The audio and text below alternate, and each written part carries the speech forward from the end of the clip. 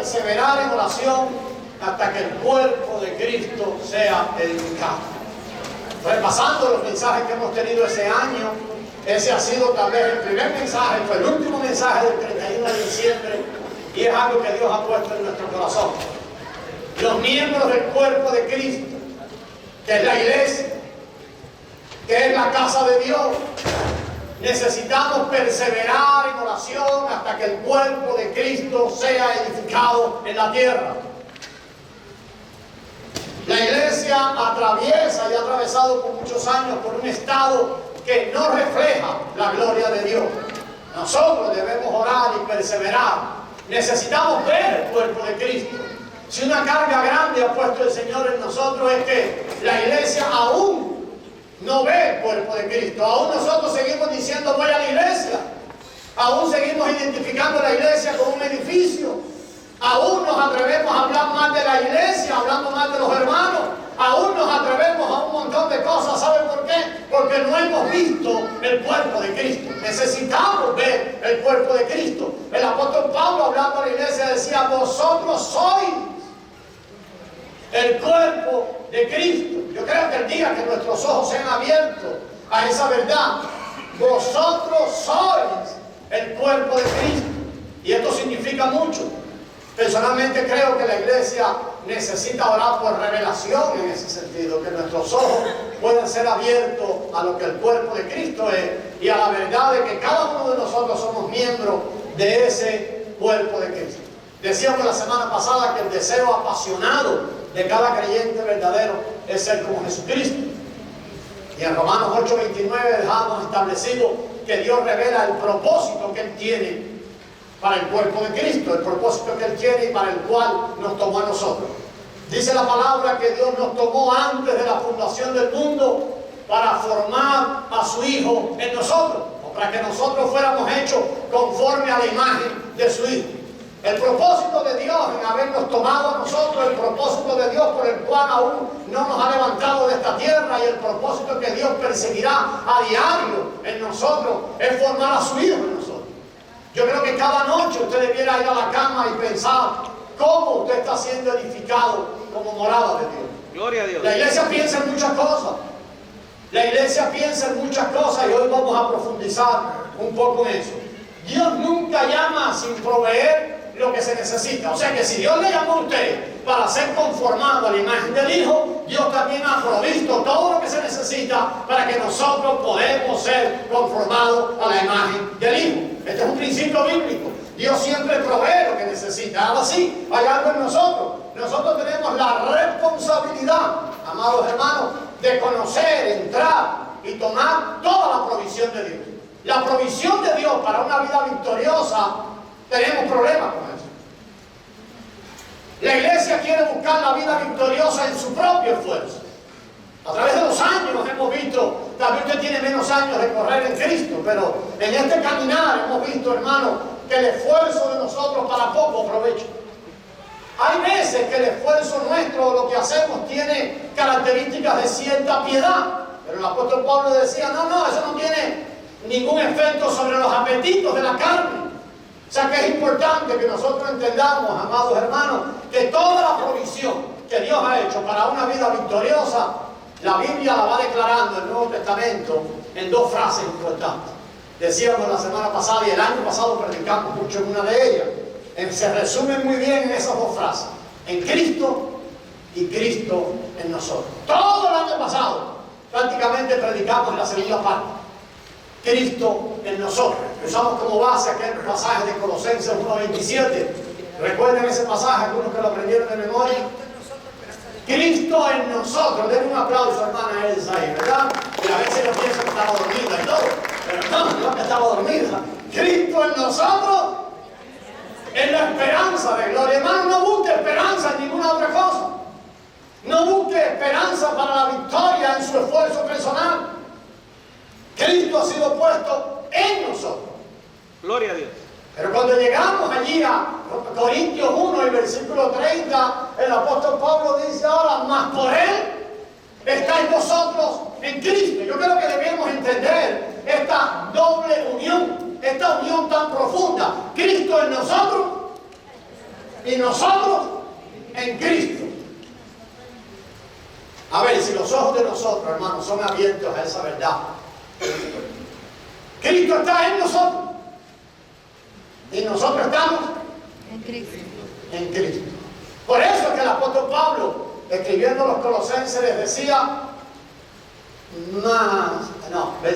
capítulo 3, decía yo, dice la palabra, leemos allí en la escritura, y si usted me ayuda a buscarlo, porque a mí se me olvidó, Colosenses 3:3, dice que la vida de nosotros está escondida con Cristo en Dios. ¿Ve que tremendamente escondida está? Nosotros en Cristo y Cristo en nosotros. Yo creo de verdad que necesitamos allí, hermano. Las personas piensan mucho en lo que tienen que hacer para ser salvos. Aún los creyentes piensan mucho en lo que tienen que hacer para vivir una vida victoriosa. Es bueno que entendamos esto. ¿Qué necesitamos hacer nosotros para ser salvos?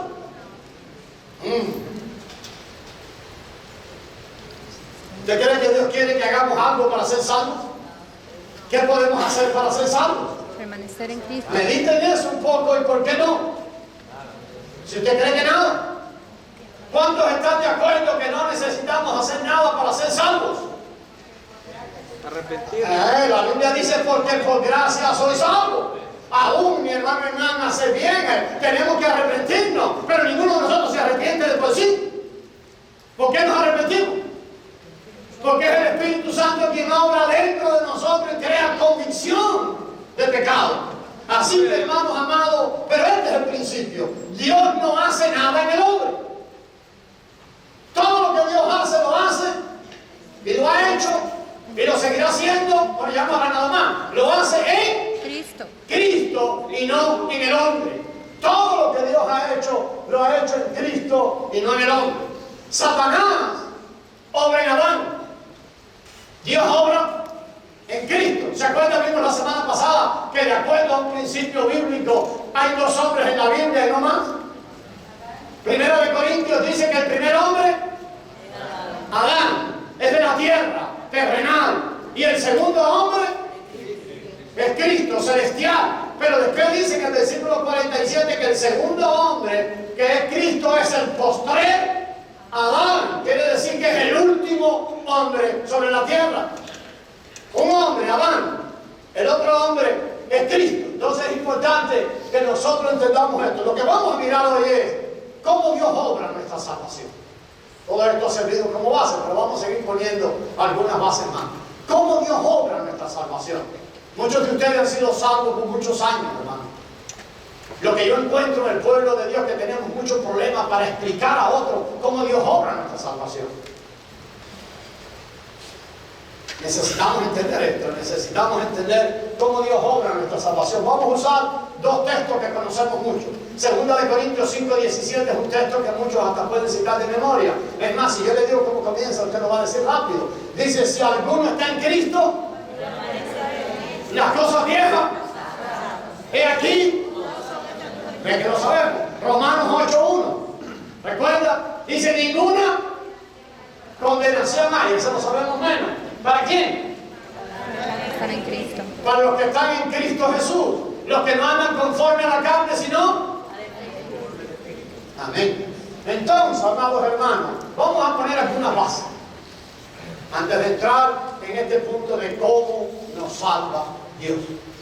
Usted puede pensar allí sentadito, ¿cómo yo explico a alguien cómo Dios nos salva? Nosotros tenemos muchos problemas para explicar nuestra fe. Tanto, hermanos, que le armamos un enredo a la gente, que la gente al final termina más confundida. Porque tenemos problemas para poder explicarle a la gente cómo nos salva Dios. ¿Cómo y por qué peca el ser humano? ¿Le puede explicar eso? Voy a hacer muchas preguntas hoy. ¿Cómo y por qué peca el ser humano? La hermana Giselle quería contestar. La hermana Giselle dice porque el ser humano tiene dentro una naturaleza pecaminosa. Muy bien, va la otra pregunta. ¿Decide usted que va a pecar antes de pecar? ¿Cuántos de ustedes oraron anoche y decidieron que hoy van a pecar? Ninguno, ¿verdad? Todo lo contrario. No tenemos que decidir que vamos a pecar. El pecado es Natural. dígalo sin miedo, hermano. Muerte. El pecado es muerte, pero el pecado es natural en la vida del ser humano. Es natural. ¿Cuántos de ustedes deciden que van a perder los estribos con un hermano antes de perderlo? No, todo lo contrario. Usted piensa, oh, yo voy a mostrar a Cristo, voy a ser paciente con mi hermano, voy a permitir que el amor de Cristo brille en mí. Pero en 2 segundos, usted explota. Y a veces cuando no explota con la boca, está explotado por dentro. Por dentro sí está explotado. Entonces, hermano, ¿cuán fácil nos es hacer el bien? Yo sé que muchos de ustedes son extremadamente buenos. Pero ¿cuán fácil es hacer el bien? ¿Está de acuerdo conmigo que es difícil, verdad? Te preguntaba hace un rato, ¿cómo pierdes los estribos? ¿Cuánto esfuerzo nos requiere pecar? Entonces podemos llegar al primer punto y establecerlo clarísimo, clarísimo. Pecar es muy fácil. No pecar es muy difícil. Por eso, hermano, cuando usted trata de no pecar y echa y toma o echa mano de los recursos que humanamente usted tiene, lo que vive es un constante fracaso. Los recursos de usted nunca alcanzan para no pecar, porque los recursos que usted tiene han sido heredados de alguien que tiene una naturaleza pecaminosa. Entonces entendemos el primer punto, ¿verdad? Y vamos a ir al segundo. ¿Por qué nadie necesita ejercitar su voluntad para pecar? Y ahí viene. El hombre peca de manera natural. Pecar es natural para el ser humano. Naturalísimo. Entonces es bueno que lo entendamos. La Biblia deja claro que todos los humanos heredamos, ¿qué cosa? La naturaleza de Adán. Y esa naturaleza de Adán es pecadora. Si usted lee Romanos 5:12, dice que la muerte se introdujo al mundo por un hombre. Por un hombre. ¿Quién es? Adán. Nosotros heredamos esa naturaleza. Mientras estamos relacionados con Adán, pecaremos naturalmente. Porque hemos heredado su naturaleza y su poder para pecar. El gran problema del cristianismo es este. Como mientras vivo la vida cristiana voy yendo de Cristo a Adán y de Adán a Cristo, y de Cristo a Adán y de Adán a Cristo. Necesitamos conocer eso porque necesita acabarse eso. La provisión que Dios ha hecho es completa. Muchos de nosotros conocemos la obra consumada de Cristo en la cruz del Calvario y hablamos de la obra consumada de Cristo en la cruz del Calvario, pero muchas veces vemos que la obra consumada de Cristo no alcanza para evitar ese movernos en nosotros entre Adán y Cristo, entre Adán y Cristo. Mientras nosotros nos relacionamos con Adán, actuaremos siempre en la naturaleza pecaminosa de Adán. La pregunta otra que traemos es esta: ¿cómo hizo Satanás para cumplir su deseo de que toda la humanidad peque? Mire que hablo en pasado, no es algo que está haciendo hoy. ¿Cómo hizo? Satanás no tiene tiempo, hermano, para ir y pecar a cada hombre, tentar a cada hombre. Si usted quiere envenenar a todas las personas que viven en la ciudad de Miami, ¿qué haría? ¿Iría uno a uno poniendo una vacuna y envenenándolo? Podría ser el agua una buena solución. Y usted dice, bueno, cuando tomen agua esta semana, todos caerán patas arriba. Parecido a eso fue lo que hizo Satanás. Le echó veneno al agua. ¿Puso el veneno dónde? En Adán. De ahí para acá, como todos descendemos de Adán, como todos estamos relacionados con Adán, heredamos ¿qué cosa? La muerte, heredamos esa naturaleza pecaminosa. Entonces usted puede entender cómo es que usted está en Adán. Punto número B. Heredamos todo lo que está en Adán. Todo lo de Adán es suyo. Entonces nosotros tenemos muchos problemas para explicarle a alguien, bueno, pero mira, es que tú naciste en pecado. Y la gente te dice, yo no tengo nada que ver, yo no estuve en el huerto de Edén, yo no tengo nada que ver con lo que hizo Adán. Y nosotros no entendemos cómo seguir adelante desde ahí. En realidad es la naturaleza pecaminosa de Adán. Al heredar esa naturaleza, heredamos todo lo que está en Adán. ¿Cómo es que estamos en Adán? Pues por nacimiento. Todos nacimos en Adán, le pertenecemos. Nos ha dejado como herencia sus propiedades. El último testamento de Adán dejó todo lo de él a usted. Yo no sé si usted había pensado en esto alguna vez.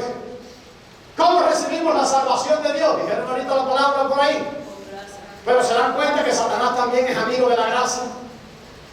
Déjeme decir esto sin ofender la gracia, no la estoy trabajando, por favor. ¿Qué es gracia? Regalo. Vea todo lo que Satanás nos ha regalado. Usted dice, no, yo no quiero ese regalo, pero Dios te dio una naturaleza caída. Te dio una naturaleza pecaminosa. Pastor, yo no hice nada para ser un pecador. Claro que no. Pero por herencia la recibiste. Recibiste como herencia. Nosotros ninguno necesita aprender a pecar. Papá, ustedes no necesitan enseñar a sus niños a pecar. Pero véanlos crecer para que vean cómo poco a poco empiezan a pecar. Y usted no los enseñó. Entonces Adán nos ha dado mucha gracia. Decían, todos somos pecadores. Amén. Usted conoce el principio de Romanos 3:23. Por cuanto todos pecaron. La pregunta que usted tiene que tener clara es esta. ¿Pecamos nosotros porque somos pecadores o somos pecadores porque pecamos? Nosotros tenemos tantos problemas para explicar cosas sencillas, amados hermanos. ¿Somos pecadores porque pecamos o pecamos porque somos pecadores?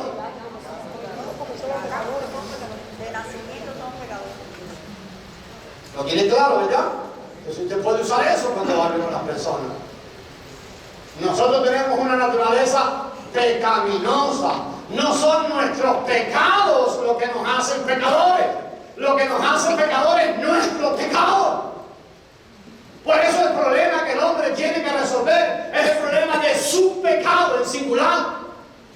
El hombre trata mucho tiempo tratando de arreglar el problema de los pecados. Los pecados tuyos son el producto de una naturaleza pecaminosa. Del pecado. Y el problema del pecado del hombre solo puede ser resuelto de una manera. Amén.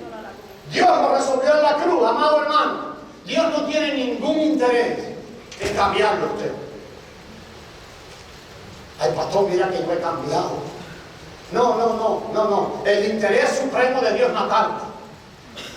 Cuando Él te mata, entonces te hace una nueva creación. Ahora Él trabaja con la nueva creación. En la nueva creación, ¿qué es lo que hace? Empezar a pone la vida del Hijo. Entonces empieza un proceso de transformación, a quitar la vida del viejo yo, del yo, y poner la vida de Cristo. Ese es el avance espiritual. Usted puede estudiar y decir, pastor, yo estoy avanzando mucho espiritualmente, este año leeré la Biblia 5 veces. Amado hermano, eso es bueno. Pero el avance espiritual es tan sencillo como esto. ¿Cuánto de Cristo está siendo visto en ti? ¿Y cuánto de ti cada día es menos y menos visto en ti? ¿Se acuerdan de Juan el Bautista? Cuando hablaba de la necesidad de todos los días de que Él menguara, pero que Cristo creciera y fuera visto en su vida. Juan tenía muy claro esto, hermano. Entonces, ¿cómo obra Dios nuestra salvación? Con esto en base ahora vamos al mensaje, así que ya saben, hasta aquí la introducción. El principio de la salvación en Cristo es igualito que como nos llega la naturaleza pecaminosa de Adán. Dios obra por un principio igual. ¿Cómo nos llegó la naturaleza pecaminosa de Adán?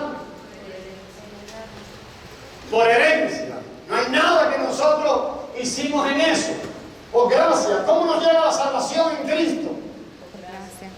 Por eso nosotros pasamos todo el tiempo pensando qué hacer. En Adán heredamos su naturaleza y el poder de pecar sin hacer nada. Así también en Cristo recibimos la salvación sin obrar. Hermano, yo les voy a decir esto.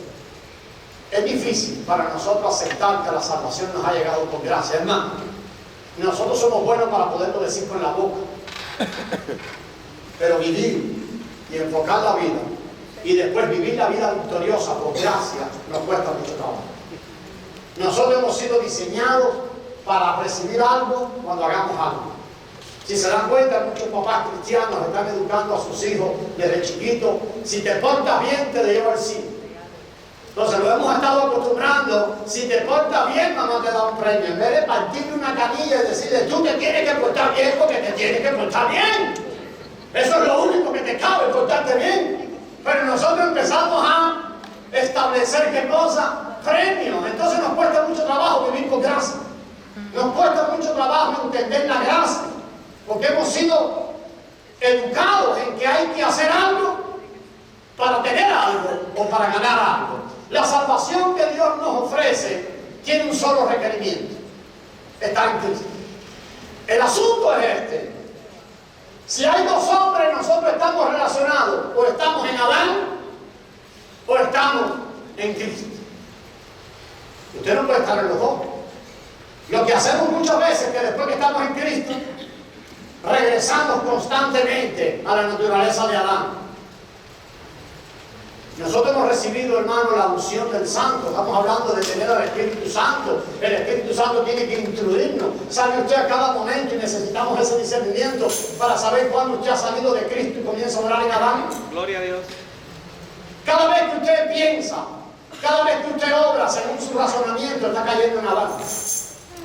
Cada vez que usted busca, hermano, a ver, cuando Dios lo puso en Cristo, en la cruz del Calvario, puso a Cristo, lo puso a usted. Lo vimos la semana pasada, ¿sí o no? Cuando Cristo murió en la cruz, ¿quién murió también? ¿Está usted firme en eso, verdad? También, ¿cuál es el asunto? Que a nosotros nos cuesta trabajo, aún no hemos recibido toda la revelación que necesitamos acerca de esta verdad. Entonces, vamos a seguir un poquito. Pecamos por tener la vida de Adán. Pero ahora que hemos sido puestos en Cristo, recibimos ¿qué cosa? Ahora tenemos por vida. Jesucristo dijo: yo soy el camino, la verdad y la vida. ¿Usted tiene a Cristo? Amén. Tiene la vida. Tiene la vida viviendo en usted.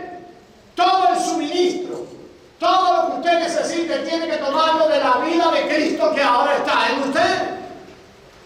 El asunto es cuando nosotros vamos y tomamos el suministro, no lo tomamos de la vida de Cristo y regresamos a tomar el suministro de la vida de Adán. Dios le ha declarado a usted muerto en la cruz del Calvario, porque todo el obrar de nosotros Dios lo hizo en Cristo. Por eso el apóstol Pablo, cuando escribió a los Romanos, capítulo 6, decía así, creo que el versículo 11: vosotros pues, consideraos muertos al pecado, pero vivos para Dios en Cristo Jesús. Nosotros tenemos que considerarnos vivos para Dios en Cristo Jesús. Entonces, el principio por el cual Dios obra nuestra salvación es un principio de gracia. El otro punto es este: nosotros somos una nueva creación en Cristo. Quiero que vayamos a fijarnos en ese pasaje de 2 de Corintios 5:17. Le decía que muchos y la mayoría lo sabía de memoria. Si alguno está... Entendemos bien el pasaje, ¿verdad? Si alguno está, y vuelve a usar la frase, en Cristo. Lo sabemos, ¿verdad? Vamos ahora a mirarlo. Si alguno hace buenas obras y se esfuerza, llega a ser gradualmente una nueva criatura. ¿Usted qué cree de eso? No. La mayoría piensa así. Sí, son la mayoría. La mayoría del cristianismo está ahí. Si tan solo yo pudiera leer más la Biblia, si tan solo yo pudiera un poquito más, esforzarme un poquito más. No lo logré el año pasado, pero lo voy a lograr este año. Hermano, el versículo es muy sencillo. Y el versículo dice lo que dice. ¿Qué dice? Si alguno está en Cristo, no dice y permanece. Usted inventó ese versículo. Dice: si alguno está en Cristo, ¿cuál es el resultado? Ahora, no decía el apóstol Pablo escribiendo a los Corintios, a la iglesia de Corintios o de Corinto: mas por él estáis vosotros en Cristo. ¿Usted está en Cristo? Amén. Si alguno está en Cristo, entonces es usted una nueva criatura, ¿sí o no? Gloria a Dios. Usted ha sido creado de nuevo. Entonces usted no puede ir a su vieja creación a buscar ayuda. Cada vez que usted va a su vieja creación a buscar ayuda, Falla. usted falla, usted cae. Porque usted va a dónde a buscar ayuda. A Adán. Usted va a buscar ayuda en su vida. A ver, imagine un muerto, hermano, un muerto. Llega el rescue. ¿Cómo el rescue lo declara muerto? Ya no hay vida. ¿Cómo lo hace? ¿Cómo lo hace? Que no tiene púlpito. A ver, entonces le toman los signos vitales. Ahora, si imagínense este cuadro. Cuando llegue el rescue, el hombre está muerto. Pero cuando el rescue va a poner allí a tomar los signos vitales, va a ponerle aquí el estetoscopio. El muerto dice, un momento. Déjame tomarme yo los signos vitales. Yo me voy a tomar el pulso. Eso parece lógico, ¿verdad? Eso es lo que usted hace. Cuando usted empieza a mirar para usted está muerto, hermano. Por favor, no busque más en usted. Véase siempre En Cristo. en Cristo, donde Dios lo puso. La fuerza de nosotros hoy es la vida de Cristo. El sustento para nosotros vivir es el sustento de la vida de Cristo. Nosotros tomamos todo de la vida de Cristo. Él ha venido a hacer nuestra vida. Gloria a Dice, Dios. el que tiene al Hijo, Tiene vida. tiene la vida. El que no tiene al Hijo de Dios no tiene la vida. ¿Usted tiene al Hijo? Amén. Tiene la vida. Tome el sustento del Hijo. Porque el Hijo es la vida. Él ha venido a constituirse ahora nuestra vida. Todas las virtudes están en Cristo. Todas las virtudes están en Cristo. ¿Y cómo es que llegan a ser nuestras? Mi hermana dice por herencia. ¿Se acuerda de la segunda parte de 1 Corintios 1:30? Dicen, mas por Él estáis vosotros en Cristo. La segunda parte dice, y Él, ¿lo tiene Él o no? Ustedes lo discutieron en el grupo esta semana, se lo olvidó muy rápido. 1:30, la segunda parte.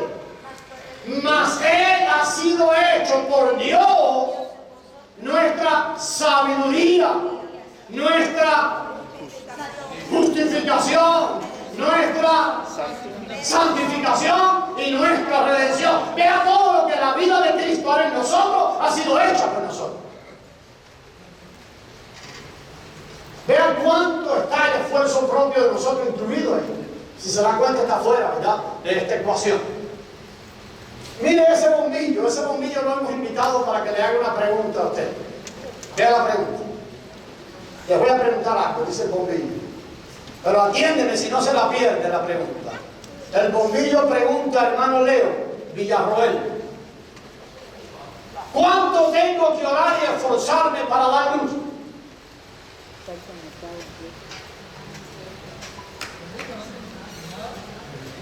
El bombillo está preguntando a cualquiera de ustedes. ¿Tiene el bombillo que hacer ayuno? Padre, yo no estoy en contra del ayuno, ni en contra de orar, ni en contra de nada de eso, todo lo contrario. Pero ¿cuánto tiene el bombillo que orar y esforzarse para dar luz? Cuando el Espíritu Santo te da Piensen en el bombillo no tiene espíritu de nada. Por amor de Dios, hablo de una bombilla, esa que está ahí. Tiene que estar conectada, ¿no? A ver, hermano. Tiene que estar conectada. Bien. El bombillo no tiene que hacer nada, que el bombillo le va a responder esto ahora. A ver, ¿quieren saber qué tengo que hacer yo? ¿Qué tiene que hacer el bombillo? El bombillo solo tiene que preocuparse por una cosa. Por estar conectado y permanecer conectado. El bombillo puede alumbrar mucho. ¿Qué hace si usted lo desconecta y lo quita y lo pone ahí en un rincón? ¿Se apaga? Hermano, ¿qué enseñanza espiritual tenemos para nosotros ahí? ¿Cuánto nosotros deberíamos preocuparnos para dar luz? Usted no ve a los cristianos constantemente tratando de parir parir la luz, y parir la luz, y parir la luz. ¿Y qué hacen? Lo que de vez en cuando hacen un aborto, pero no paran nada que sirva. Nosotros no parimos nada que sirva. Si nosotros vamos a recordar cuando el Señor sacó a su pueblo de Egipto, que es una figura del recorrido que nosotros tenemos hoy rumbo a la Nueva Jerusalén, advirtió mucho a su pueblo de esto. Nunca vayan a Egipto por ayuda. ¿Cuánto nosotros vamos a Egipto por ayuda? ¿Cuánto nosotros vamos a nuestra carne por ayuda? Cuando nosotros, hermano, si tu carne lo único que ha hecho es embarcarte todos estos años. Cada vez que tú vayas a tu carne con ayuda, ¿sabes lo que te hará? Te va a volver a embarcar. Te emociona ahora. Pero ¿sabe qué va a pasar? Dentro de unos días te desinfla de nuevo. Entonces, mucho cuidado, hermano. No dependemos del automejoramiento. No dependemos del esfuerzo propio para poder expresar a Cristo. Oh, hermano, Cristo era humilde. Yo voy a empezar a hablar palabras humildes. Yo voy ahora a hablar palabras diferentes. Ahora cuando hable con mi hermano, a mí, mi hermano, Dios te bendiga, amado. Palabras, los cristianos aprendieron palabrerío. Y se ha hecho mundial. Y decimos, qué tremendo, qué unción, hermano. Cuidado con eso, hermano. Eso no está en la palabra. Eso no está en las palabras, por favor. En cualquier momento aquello explota. Entonces, nosotros lo único que necesitamos para expresar a Cristo es mantenernos en contacto con Él. Y permitir que Él ahora libremente se revele en nosotros.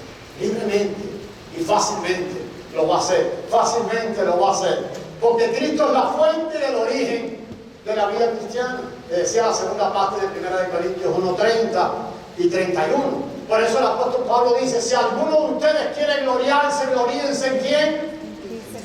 En el Señor. ¿En qué te vas a gloriar? ¿En tu esfuerzo? Yo oigo estos testimonios de los creyentes, hermano, yo les digo esto de verdad. Usted tiene que oír sus propios testimonios. Muchos testimonios de nosotros roban la gloria de Dios. Empezamos a decir, hermano, porque miren que yo sí, 3 semanas de ayuno, le quitaste la gloria a Dios, hermano. ¿Sabe quién se la diste? A tus 3 semanas de ayuno. Y la gracia se te olvidó. Se te olvidó la gracia, se te olvidó que esto no depende de quien quiere ni de quien corre, sino que esto depende de quien tiene misericordia. Se nos olvida eso con mucha facilidad. Entonces es importante que entendamos eso. Dios nos salva de una manera muy sencilla. Nos saca de Adán y nos pone en Cristo. Si alguno está en Cristo, nueva criatura es. El negocio es muy sencillo. ¿Estás en Adán o estás en Cristo? Somos salvos cuando Dios nos saca de Adán.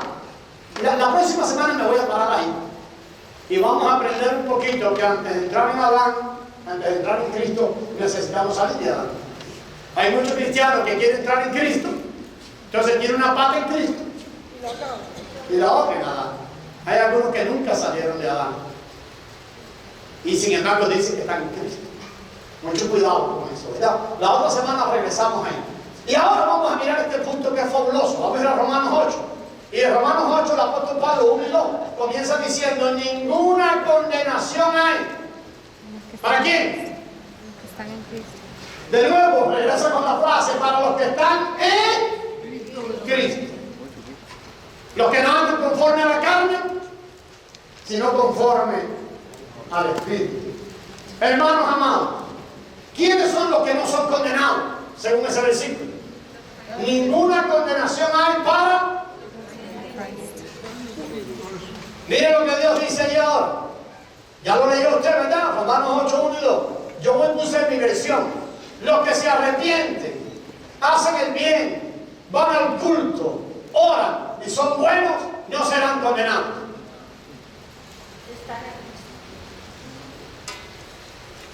¿Verdad que no dice ahí eso, no? No. Dice, ninguna condenación hay para los que están en Cristo. ¿Usted está en Cristo?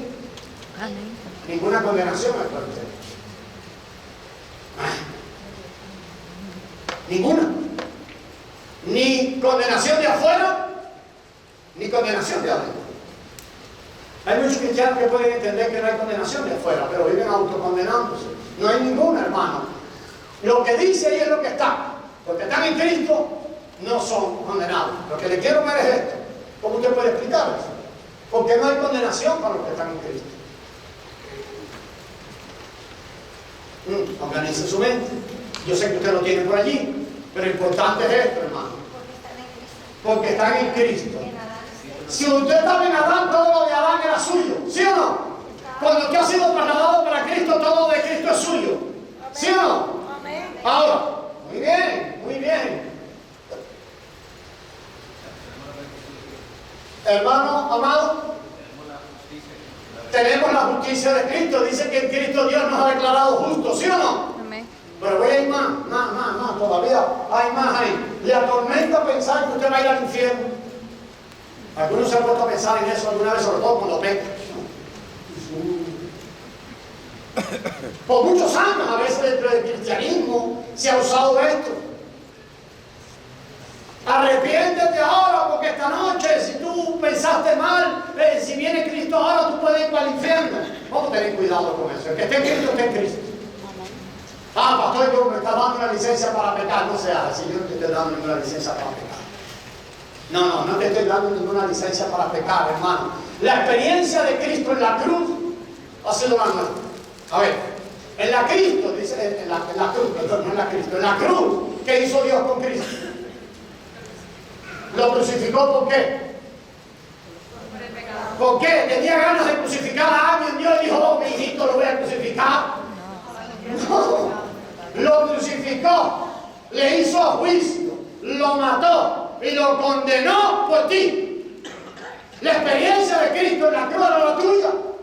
Por eso es que no puede haber condenación para los que están en Cristo, porque ya Cristo fue juzgado, condenado, crucificado, ya Él pagó. Por eso desde la cruz gritó una palabra que es de las pocas palabras que me sé en griego. En la cruz Él gritó, consumado es, en griego es tetelestai. ¿Sabe lo que significa esa palabra? La deuda está pagada. Tu deuda está pagada, por eso Dios no te puede condenar. Si estás en Cristo, Cristo pagó tu deuda. Por eso Dios no te puede condenar. Nosotros, cuando tenemos deuda, tenemos miedo que la acreedora aparezca. Yo sé que aquí no, pero en otras iglesias, depende de que llaman, miren el ID. Si se parece al ID del banco, ni contesto, porque me quieren cobrar.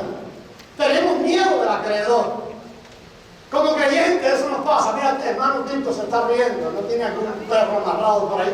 Hermano amado,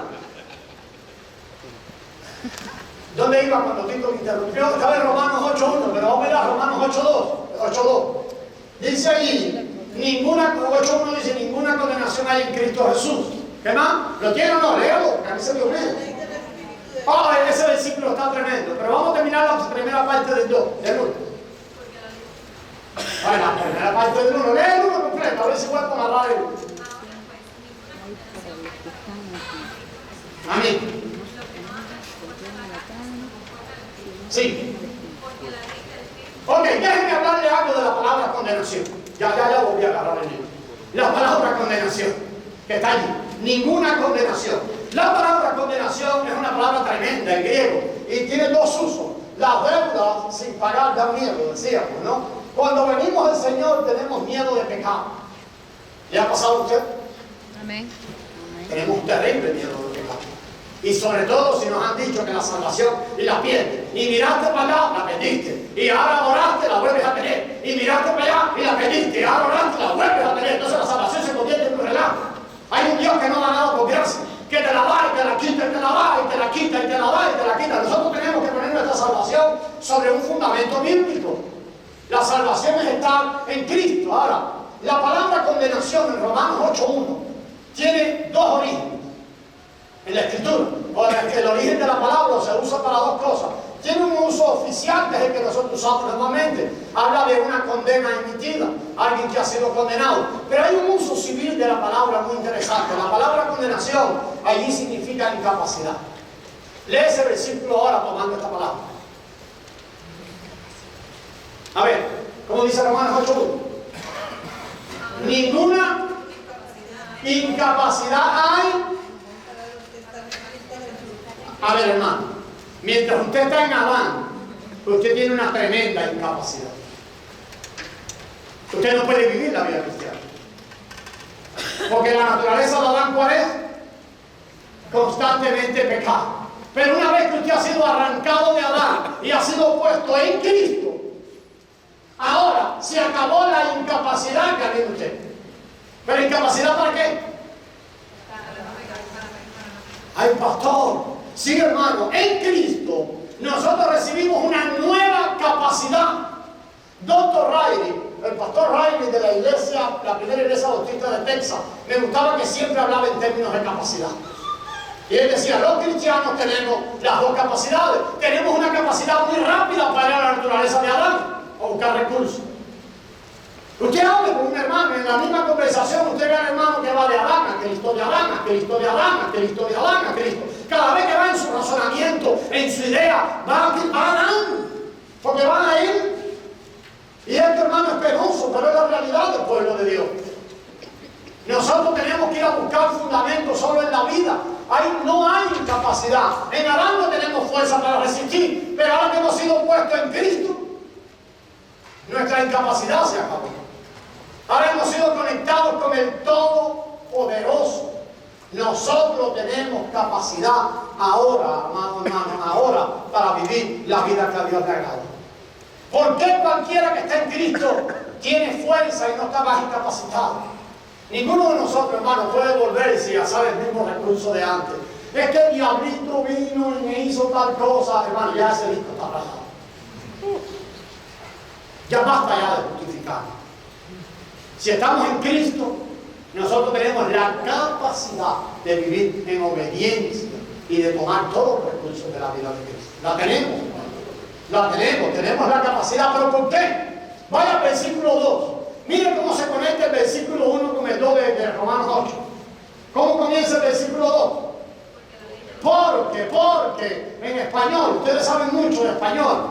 Porque, ese porque es la explicación de algo que está antes, ¿sí o no? Todo lo que le está diciendo en el 1, ahora comienza en el 2 diciendo porque ninguna condenación hay para los que están en Cristo Jesús, porque algo ha sucedido.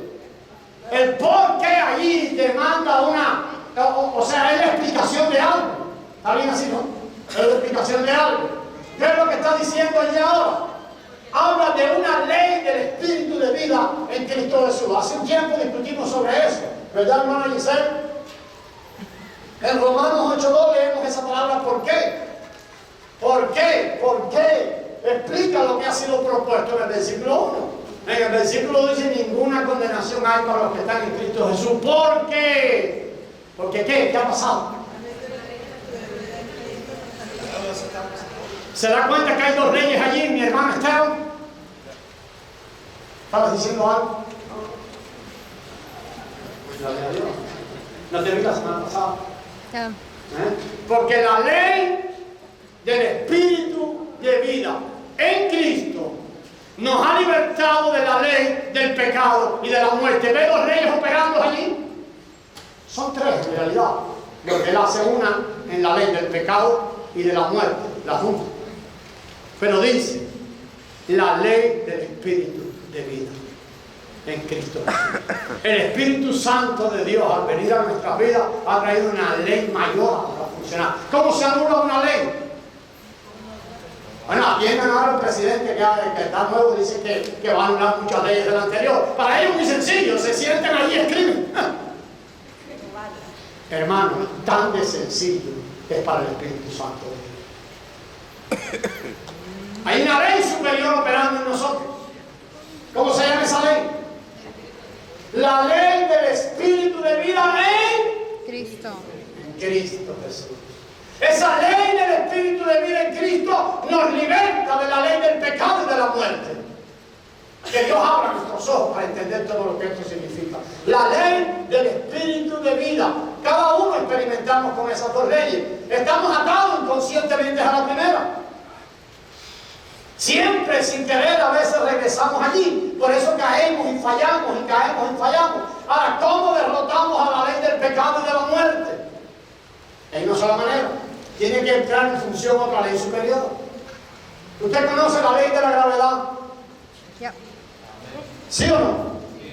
What goes up must come down. Exactamente. Este libro, que es la Biblia, tiene una ley ahí mala dentro, como libro. ¿Que lo ala para dónde? Para el centro de la tierra. Lo ala, está allí.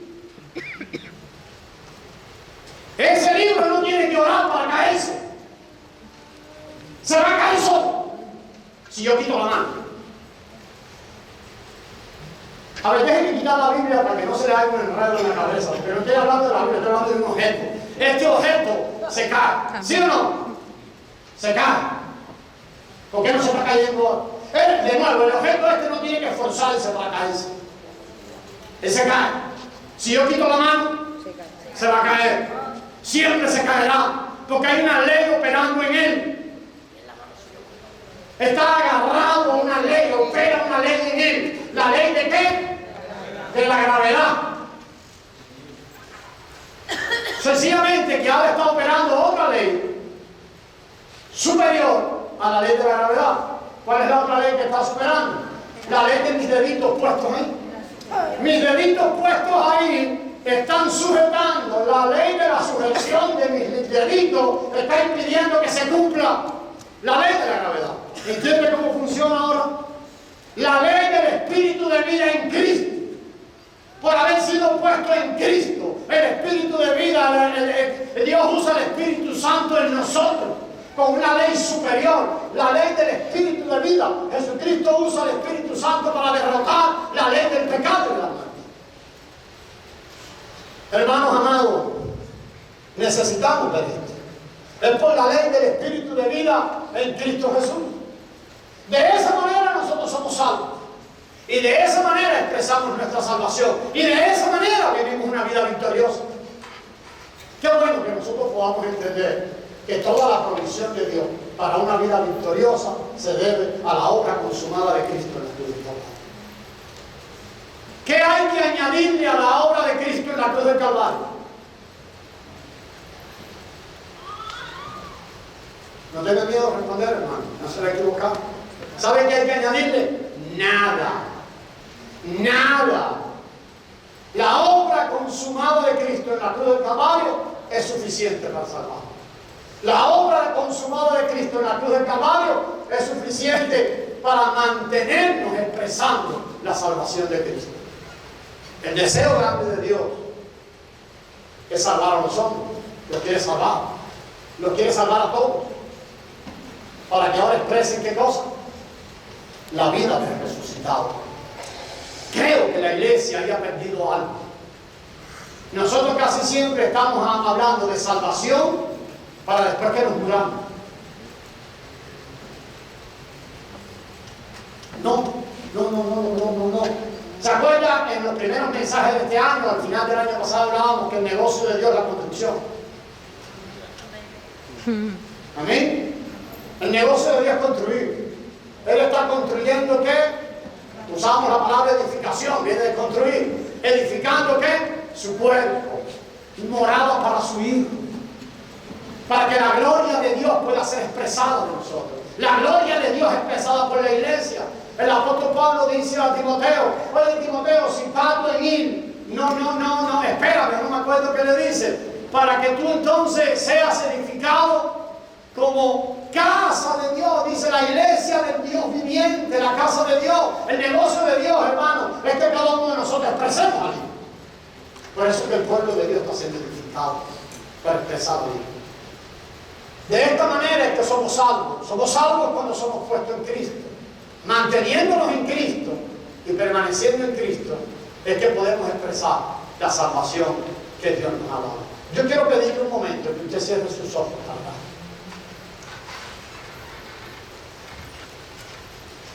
Hermano, nosotros no queremos seguir viviendo, y hasta ahora por mucho tiempo lo hemos hecho. Queremos esto. Nosotros entendemos claramente que todo lo que conocemos de Dios lo conocemos por revelación. Dios mismo se revela. Dios mismo quiere revelarle a usted en quién usted tiene puestas sus confianzas. Dios mismo quiere revelarle a usted que el que habla de la obra de la cruz, pero sin querer usted vive queriéndole poner algo más a la obra de la cruz. La obra consumada de Cristo no necesita ayuda de nosotros, pero sí necesitamos pedirle al Señor que Él abra nuestro entendimiento, que Él añada luz allí en lo profundo de nosotros, para que veamos cuán completa fue su obra, Cuán maravillosa la salvación que disfrutamos. Cuán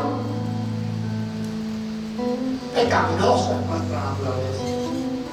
¿Por qué necesitamos un nuevo nacimiento? Que el Señor arroje allí en nuestro interior toda la luz que necesitamos para que podamos ver su cuerpo, para que podamos ver la necesidad de ser edificados como el cuerpo de Cristo. ¿En quién tienes puesta tu confianza, amado? Te ha hablado a Dios a ti esta mañana de que por mucho tiempo has estado poniendo tu confianza en tu esfuerzo propio, que tu confianza ha estado puesta en que tú te ibas a automejorar. Sí, lo voy a lograr. ¿Ha tratado Dios contigo? ¿Te está enseñando Dios en esta área? ¿Te está diciendo Dios, es tiempo que dejes ir? Deja ir lo que has tenido puesto tu confianza. Escucha, hermano, a todo proceso de revelación de Dios, esto es muy sencillo, sin mucha palabrería. Lo que Dios espera es que tú lo creas, que nosotros lo creamos. Y después, que eso que creamos se haga vida en nosotros. Que nosotros empecemos a vivir por lo que Dios nos ha revelado. Y me gustaría orar ahí rápidamente por aquellos hermanos que han experimentado hoy, que han escuchado la voz de Dios. Si Dios ha hablado a tu vida durante este mensaje, ponte de pie para que ore contigo. Para que ore contigo. Cualquier cosa que sea que Dios ha tratado contigo, que Dios ha abierto tus ojos en algo, que Dios te ha dicho, oh sí, esa palabra, yo no lo estaba entendiendo así. Yo estaba tratando otra cosa. Yo no podía explicarlo de esa manera. Gracias, Señor, por enseñarme esto.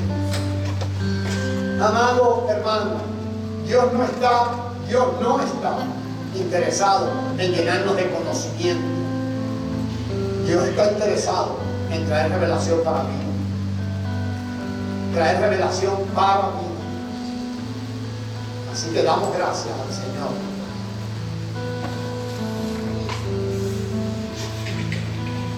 Por su revelación. Damos gracias al Señor y pedimos de Él que así como ha traído esa revelación a nosotros, nos haga ver que en Cristo somos más que vencedores. En Cristo, y solo en Cristo, y solo permaneciendo en Cristo, nosotros vamos a poder expresar la salvación que Dios nos ha dado. Padre, te damos gracias a ti.